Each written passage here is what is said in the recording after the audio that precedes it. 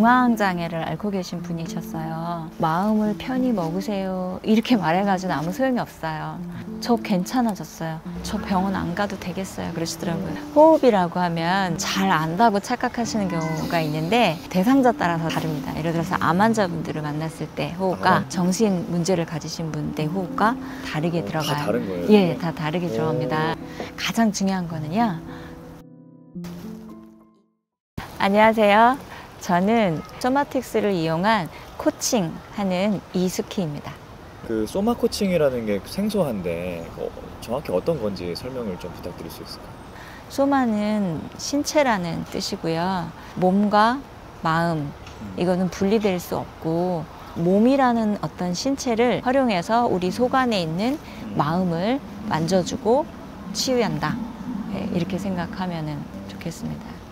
저는 간호사로 이제 사회생활을 시작을 했고요. 정신과 병동에서 일을 하게 됐어요. 그러면서 그 정신질환자들이 이제 입원한 이후에 삶이 사실 더 중요하다고 생각이 들었어요. 그래서 사회복귀를 돕는 그 정신보건 간호사로 근무를 했고요. 근무를 하게 되면서 그가 살았던 삶 가정의 환경 이런 것들을 보게 되면서 좀 많은 생각을 하게 됐어요.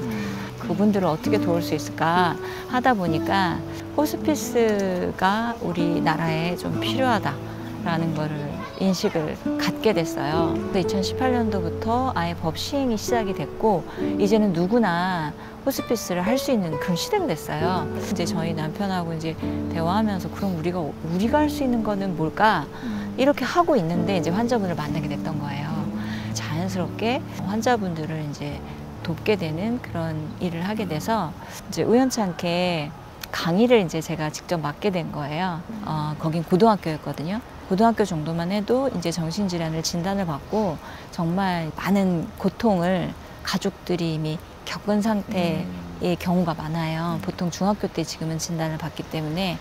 그럼 아이들 마음 상태는 어떨까요? 6,200여 명을 직접 만나 정신건강 실태를 조사했습니다. 정신질환을 경험했다는 비율은 16.1%였는데 자살 생각이나 시도를 했다는 답은 2.2%. 부정적인 생각이나 감정에만 몰입돼 있는 이런 패턴을 보인다면 응급사항이라고 볼 수 있겠죠. 하지만 적절한 치료를 받은 아이들은 적었습니다. 정신건강 치료를 받은 소아청소년은 6.6%에 불과해 그래서 이제 이런 친구들을 학교에서 손을 댈 수가 없는 거예요.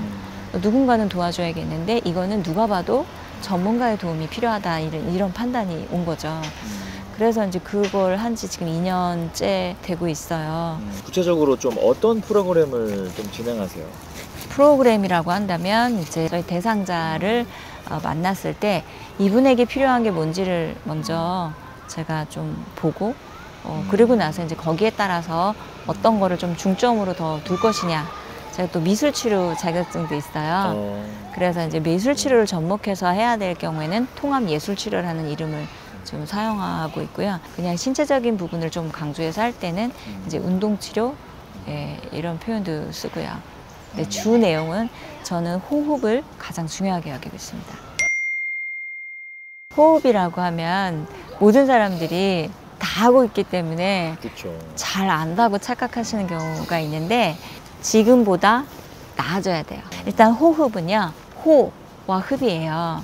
내쉬고 들이마시는 거예요. 다시 말해서 내쉬는 만큼 들이마실 수 있어요. 우리가 호흡해보세요. 그럼 막 들이마시려고 과호흡을 하시는데요. 그렇게 되면 더 이제 문제가 오실 수 있고 효과적으로 많이 내쉬는 것을 주로 저는 많이 코칭을 해드립니다. 암 환자분들을 만났을 때 호흡과 또 와상으로 누워 계신 분들을 만났을 때 호흡과 그리고 또 정신 문제를 가지신 분들이 만났을 때 호흡과 또 중독이라든지 자기 그런 습관들을 고칠 수 없는 그런 이제 피폐한 삶으로 갈 수밖에 없는 그런 분들의 호흡이 조금 그 코칭이 좀 다르게 들어가요. 다 다른 거예요? 예, 다 다르게 들어갑니다. 그걸 같다고 생각하는 순간 시행착오들을 겪게 되실 것 같아요. 왜 부류가 다르냐면은 이제 정신 문제나 중독의 문제를 겪고 계신 분들은 일단 신체적으로는 결함이 없기 때문에 충분히 더 많이 예, 내쉴 수 있도록 그리고 집중력을 더 많이 키우는 그런 호흡을 이제 말씀드린다면 신체적인 질환이 계신 분들은 기능적으로 폐를 마음껏 확장할 수 있는 능력이 어려우세요. 네네. 그런 분들에게 제가 그런 걸 강요하면은 너무 도달할 수 없는 호흡이 되기 때문에 예, 조금 다르고요. 또 정신 문제를 가지신 분 중에서도 우울증이라든지 화병이라든지 그런 걸 가지고 계신 분들은 또 접근법이 조금 다릅니다. 왜냐하면 제가 어떤 호흡을 이렇게 해보세요라는 그 말 자체가 그분에게 굉장한 압박과 잘해야지 하는 그 강박을 불러일으키기 때문에 불안을 더 유도할 수가 있어요. 그런 분들은 아주 편안하게 이렇게 하거든요. 근데 우울증 환자한테는 굉장히 많이 도움이 됩니다. 그 불안과 초조를 같이 갖고 있는 그런 분들은요, 여기가 아프다 그래요. 얘가. 네, 여기가 아프고 뭐 목이 아프고 여기에 무슨 이물감이 있는 것 같다 그래요. 그 얘기만 들으면 이비인후과 가야 되는 거 아니야? 또는 뭐 내과를 가야 돼 이렇게 생각을 하는데 거기 가서 아무 이상이 없다고 하면은 그분들이 이제 그러면 정신건강의학과를 가보십시오라는 소리를 듣거든요. 그만큼 실제 그분들은 여기가 불편하신 거예요. 그것을 가장 푸는 방법은 여기 흉근 이쪽 부분들을 이완시키는 그런 호흡을 하시게 되면 굉장히 많이 호소가 되십니다. 제가 어제도 이제 전화로 상담을 하는데요. 네. 그분이 이제 20년을 넘게 우울증을 앓고 계셨던 분이세요. 제가 이제 방금 전에 알려드렸던 그 호흡법을 이제 해보시라고 잠깐 몇 초죠? 5초, 5초 한 번만 더 해보시겠어요? 한 3번, 4번을 그 자리에서 그냥 통화하면서 반복을 했거든요. 뻥 뚫린 것 같아요, 선생님. 진짜요? 저 병원 안 가도 되겠어요 그러시더라고요. 그래서 저는 병원에 가시면 이제 이런 부분들이 도움을 받을 겁니다 라고 정보를 다 드렸고 가능하시면 이제 병원에 가셔서 이제 처방을 받도록 이제 안내는 해드렸어요. 가실지 안 가실지는 이제 그분의 선택이죠. 그러면 우리가 좀 일상에서 누구나 쉽게 호흡을 할 수 있는 어떤 네. 팁이 있을까요? 아 그럼요. 가장 중요한 거는요 코예요. 이 코로 숨을 들이쉬도록 우리 조물주는 우리 몸을 그렇게 만드셨습니다. 특별히 지금 이런 환절기 같은 경우에는 코가 막히시고 비염 환자분들이 되게 많으시거든요. 그럴 때는 이제 한쪽 코를 막아요. 내쉬세요. 들이쉬세요. 하고 양쪽 코를 막으세요. 그리고 반대쪽을 열고 내쉬고 들이쉬고 다시 막으세요. 이렇게 반복적으로 하면 호흡을 천천히 하는 효과도 있고요. 한쪽으로 이제 압력을 몰아주기 때문에 좀 뚫리는 게 빨리 될 수도 있습니다. 코로만 숨을 들이셔야 합니다. 입으로 숨을 들이쉬면 나중에 건강에 문제가 많이 와요. 이거는 실험한 사례들이 많이 있어요. 입으로만 호흡했을 때 이때 이제 6개월 후에 뭐 암이며 뭐 이도 다 빠지고 막 그런 결과들이 있거든요. 숨을 쉬게 되면 이 코를 통해서 비강에서 돌다가 폐로 들어가게 됩니다. 우리가 체온이 36.5도가 돼야 되는데 밖에 있는 공기가 그 정도가 안 되잖아요. 그러면 이 공기가 들어와서 36.5도까지 예열이 돼야 돼요. 비강에서 그 일을 합니다. 그리고 습도를 좀 맞춰줘야 돼요. 촉촉해야 돼요. 그래서 온도와 습도 그리고 코는 살균을 하는 작용이 있어요. 외부에서 오는 균들을 많이 걸려주기 때문에 우리 폐로 들어갈 때 가장 안전한 산소가 들어갈 수 있도록 도와주는 아주 좋은 기관이라 반드시 코로만 숨을 들이셔야 합니다. 두 번째는 조금 몸이 불편하신 분들은 이걸 하실 수가 없는데 조금 건강하시다 하시는 분, 즉 혈압도 뭐 안정적이시고 그러시는 분들은 호흡 사이에다가 멈추는 숨을 한 번 더 주시는 거예요. 그러면 호, 흡, 멈춤, 호, 흡, 멈춤 하게 되면 그 결과적으로 어떻게 될까요? 호흡에 걸리는 시간이 길어지겠죠. 거북이는 뭐 3번 또는 뭐 4번 이 정도 1분에 호흡을 하면서 뭐 200년, 300년 막 이렇게 살거든요. 사람은 보통 16번에서 뭐 많게는 24번 정도 1분에 호흡을 해요. 그런데 이제 많은 과학자들이, 의학자들이 이제 연구를 많이 하셨어요. 그래서 과연 그러면 1분에 몇 번을 숨을 쉴 때 가장 건강에 좋을까? 기능이 좋아지는 게 이제 건강해지는 거니까요. 그런 걸 기준으로 했을 때 1분에 4번에서 6번 그렇게 호흡을 했을 때 이제 건강이 증진되더라. 그러니까 10초에 한 번 호흡을 해보시는 거예요. 조금 힘들어요 하시는 분들은 아까 제가 중간에 힌트를 드린 멈추는 숨을 하시면 10초 충분히 하실 수 있습니다. 가장 최근의 사례가 이제 공황장애를 앓고 계신 분이셨어요. 네, 최근에 공황장애 환자분들이 너무 많으시고요. 병원에서 이제 처방을 받고 약을 드셔도 그 증상들은 계속 되시기 때문에 그분들이 받는 고통은 굉장히 크세요. 본인이 스스로 체험을 하시는 게 되게 중요하거든요.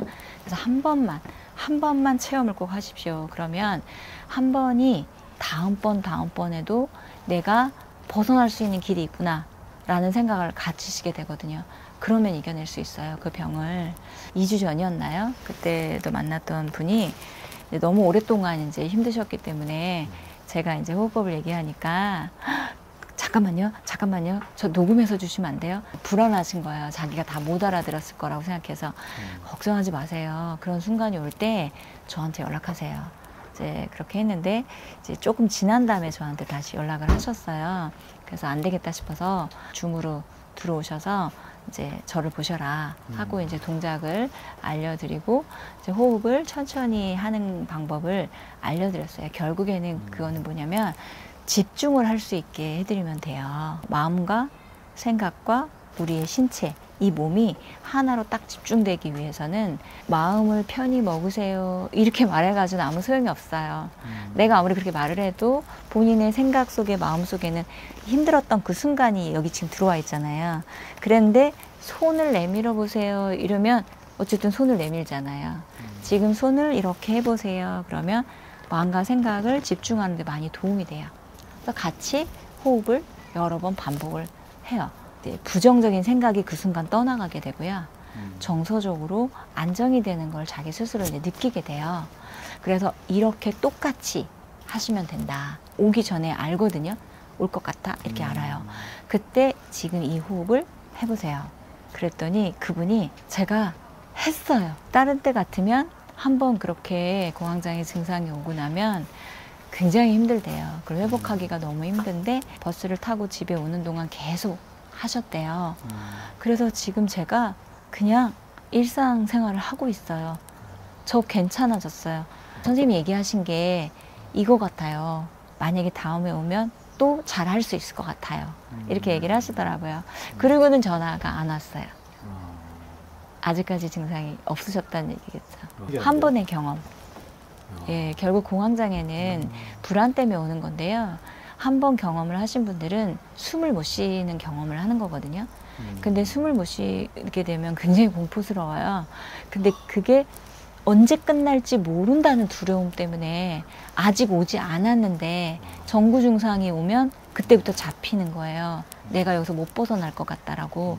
그런데 제가 알려준 호흡법을 하게 되면 내가 벗어날 수 있겠다라는 희망을 갖게 되시거든요. 그 희망이 그분을 살리는 거예요. 그럼 또 한 사례 더 말씀드릴게요. 제가 만났던 고등학교 1학년 친구인데요. 이 친구는 중학교 때 조울증이라는 이제 진단을 받은 친구였어요.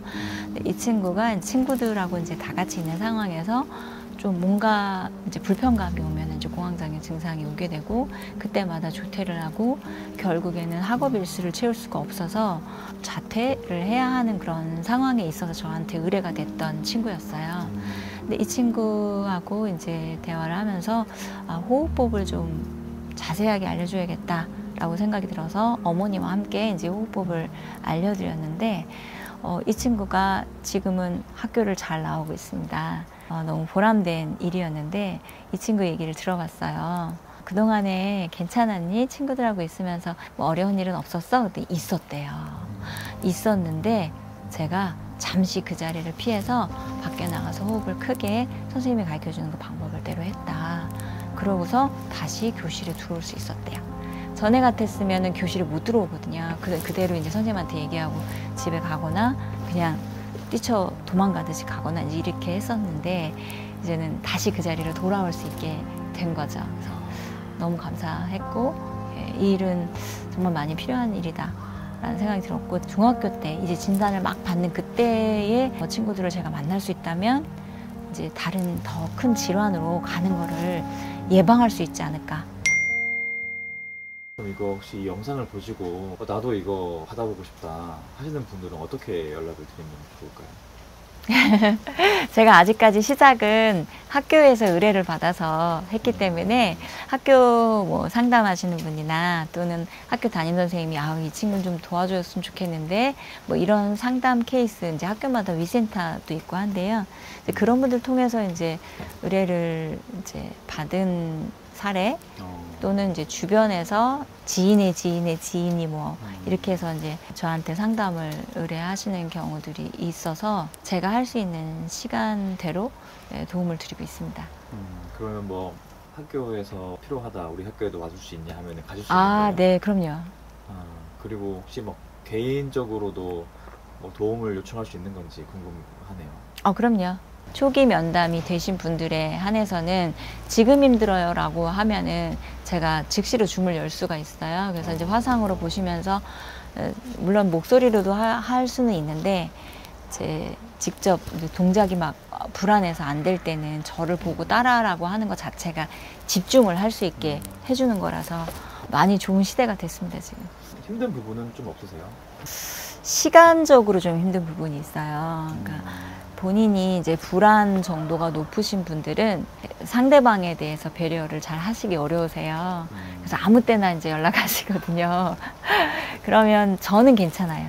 저는 자다가도 받을 수 있고, 왜냐면 얼마나 힘들으셨으면은 연락을 했고, 그래도 저라는 사람을 연락할 수 있는 그 마음, 정신 있다는 거는 살고자 하고 뭔가 바뀌고자 하는 그 의지가 있으신 거니까 제가 최선을 다해서 도와드릴 수가 있는데 제가 또 챙겨야 될 가족들이 있으니까 이제 그런 부분들이 좀 어려운 점인 것 같아요. 예. 약간 응급실 같은 역할을 하시는 것 같은데요. 그렇죠. 언제든지 풀 대기를 하고 있는데 저는 되는데 이게 또 가족들과 뭔가 중요한 걸 할 때는 제가 거절을 해야 되잖아요. 그럼 그분들에게 거절당하는 또 상처가 그렇죠. 혹시 될까봐 그게 가장 어려움입니다. 가족들의 반응은 좀 어때요? 우리 선생님께서 일하시는 거에 대해서. 가족들은 사실 지지해요. 많이 도와주세요, 사실. 저희 남편이 제가 정신 환자분들을 돕는 거는 꽤 오래됐는데 아주 적극적으로 내가 아이를 봐줄 테니 이분을 매일 만나라고 할 정도로 6년간을 좀 도와드린 분이 있거든요. 그 6년 중에 초기 3개월은 매일 퇴근하면 저희 집에 오셨어요. 그때 저희 아이가 8살인가 그랬는데 저희 남편이 다 커버해 줬어요. 우리 아이를 이제 먹이고 뭐 씻기고 재우고 하는 것까지 매일 3개월 동안. 그런 남편 없는 것 같아요. 따님도 굉장히 좀 어머니에 대해서 존경하거나 멋있어 할 것 같은데. 이런 얘기 한 적은 있어요. 한 2년 전인가 나는 엄마처럼 할 수 있지는 못할 것 같아. 뭐 그런 얘기를 하더라고요. 그래서 근데 그게 내가 막 이렇게 이타적이어서 착해서 내가 알다시피 그런 품성에서 나오는 게 아니다. 그리고 굉장히 선택적이다. 저는 모든 사람에게 친절하지 않거든요. 오히려 저는 쌀쌀 맞고 서울 깍쟁이 딱 그런 이미지고 근데 제가 이분은 나에게 맡겨진 분이라는 생각이 들 때는 굉장히 이제 공감도 잘하고 굉장히 친절해져요. 그러니까 그거는 제가 하는 건 아닌 것 같아요. 그 순간에 그런 힘이 이렇게 오게 되면 그냥 하게 되는 거라서 아마 너도 그렇게 하게 될 것 같다. 좀 가장 기억에 남는 환우분이 좀 있으실까요? 네, 저를 이제 호스피스 쪽으로 처음 발을 들이게 했던 그 환우분이 이분을 만났을 때 정말 공감 안 할 수 없는 상황이었어요. 그때 저한테 의뢰됐을 때가 28이었어요. 근데 이제 간암 말기였어요. 그리고 굉장히 좀 어려운 상황이었어요. 아무도 돌봐줄 사람이 없는, 가족이 옆에 있을 수 없는 그런 상황이었거든요. 정말 자기가 얼마 살지 못하는구나를 받아들이게 되는 그 지점이 있었는데, 그때 이제 이분이 소원이 하나 있다 하시면서 사실은 아이가 있었어요. 얼마나 만나고 싶겠어요. 그래서 그 아이가 이제 한국에 있는 상황이 아니었거든요. 그래서 그 아이를 이제 데려오는 일을 이제 최대한 저희가 이제 도우려고 노력을 했어요. 그리고 이제 이 일은 그냥 이웃을 도와주고 싶어서 한다, 뭐 인정이 있어서 한다, 이런 개념이 아니라 조금 더 체계적으로 준비돼야 될 필요가 있겠다라는 생각을 하게 됐던 그런 환우분이셨어요. 그 환우분이 이제 저를 잡고서 안 가시면 안 돼요.